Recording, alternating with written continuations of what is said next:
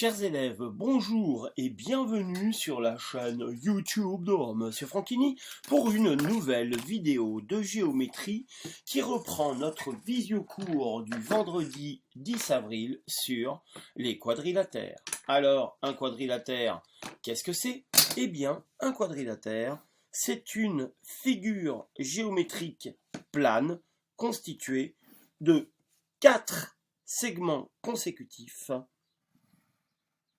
qui délimite un espace fermé, c'est-à-dire un polygone à 4 côtés. Sachant que le polygone, c'est bien une figure géométrique plane,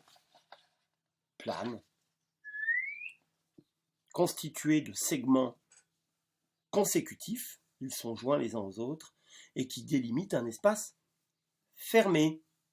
Donc c'est bien un polygone. Il a cela de spécial, le quadrilatère, c'est qu'il a 4 côtés. Later, signifiant côté en latin. Les joueurs de basket et de football le savent, hein, le joueur latéral est un joueur qui évolue sur le côté du terrain. Latéral droit, latéral gauche. Quadrilatère, polygone à 4 côtés. Alors les polygones, les quadrilatères hein, qui n'ont aucune particularité sont nommés les quadrilatères quelconques. Donc ils n'ont ni angle droit, ni côté parallèle, ni côté égaux. Ce sont des polygones, des quadrilatères en l'occurrence, 1, 2, 3, 4 côtés, des quadrilatères quelconques. Dans cette collection de polygones, sauras-tu reconnaître ceux qui sont des quadrilatères? Tu as 10 secondes.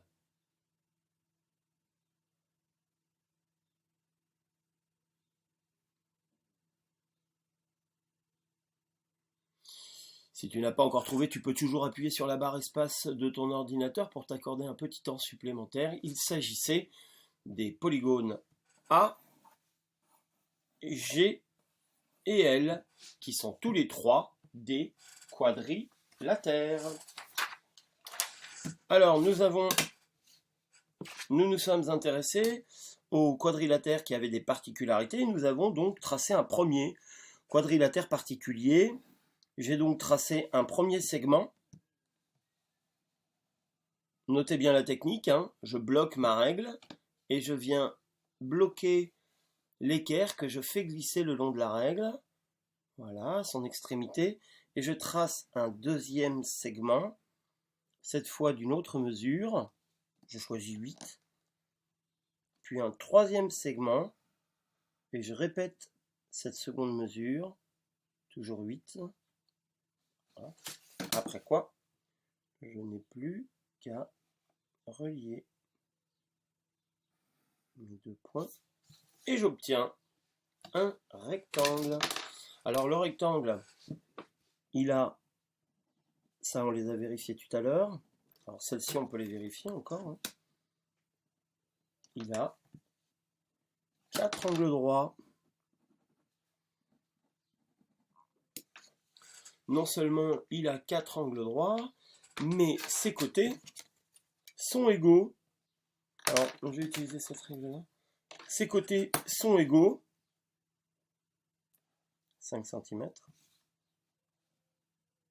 5 cm. 2 par 2. 8 cm. 8 cm. Ses côtés sont égaux 2 par 2. On nomme donc grand L la longueur, le côté le plus grand. Et on nomme petit l la largeur, le côté le plus petit. Alors, les longueurs sont égales entre elles. Et les largeurs sont égales entre elles. Elles sont non seulement égales, mais elles sont aussi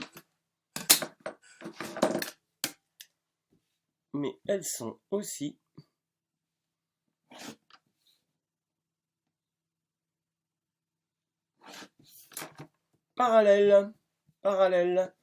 l'écartement entre les deux largeurs, vous voyez bien, l'écartement entre les deux largeurs ne varie pas, il est constant, si bien que les deux lignes de prolongement ne se rencontreront jamais. C'est vrai pour la largeur, mais c'est vrai aussi, hein, c'est vrai aussi pour les longueurs. Elles ne se rencontreront jamais. Alors on peut nommer un rectangle et toute figure géométrique en donnant un nom d'abord à chacun de ses sommets, c'est-à-dire l'endroit où les segments se joignent. Voilà. Et il suffit après quoi de regrouper le nom des sommets dans l'ordre. Voilà. Pour nommer le rectangle. Donc ce rectangle s'appelle ABCD. Quel joli nom pour un rectangle, bien sûr. Et on peut donc dire que le segment AB, qui constitue la longueur, est égal au segment DC. Il est non seulement égal au segment DC, mais il est aussi parallèle au segment DC. C'est vrai pour AB et DC, mais c'est vrai aussi pour les largeurs. AD est égal au segment BC. Il est non seulement égal, mais il est aussi, il est aussi parallèle à BC. Voilà, si vous me permettez, cette petite correction.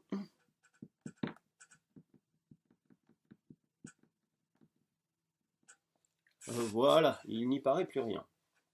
Une dernière chose qui a son importance. Une avant-dernière chose qui a son importance, regardez bien. Le segment AC qui relie deux sommets opposés, non pas des sommets consécutifs, mais des sommets opposés qui se trouvent face à face. Et regardez bien, quand je les trace, ces deux segments qu'on nomme des diagonales, ces deux segments se coupent exactement au milieu de la figure géométrique. Non seulement ils se coupent au milieu de la figure géométrique, mais ils se coupent aussi exactement en leur milieu. La mesure, ici, est la même, 4,8 qu'ici, celle-ci, 4,8 aussi. Donc les segments qui forment les diagonales, donc, se coupent en leur milieu, exactement en leur milieu. Une dernière petite chose qui a son intérêt aussi, c'est la mesure du périmètre, c'est-à-dire du tour du rectangle. La mesure du périmètre, je l'ai appelée P, d'accord? Eh bien, elle est souvent présentée sous la forme d'une petite formule mathématique, L plus L, grand L plus petit l, c'est-à-dire longueur plus largeur, multiplié par 2. Une fois L plus L, deux fois L plus L. Donc, grand L plus petit l, longueur plus largeur, multiplié par 2.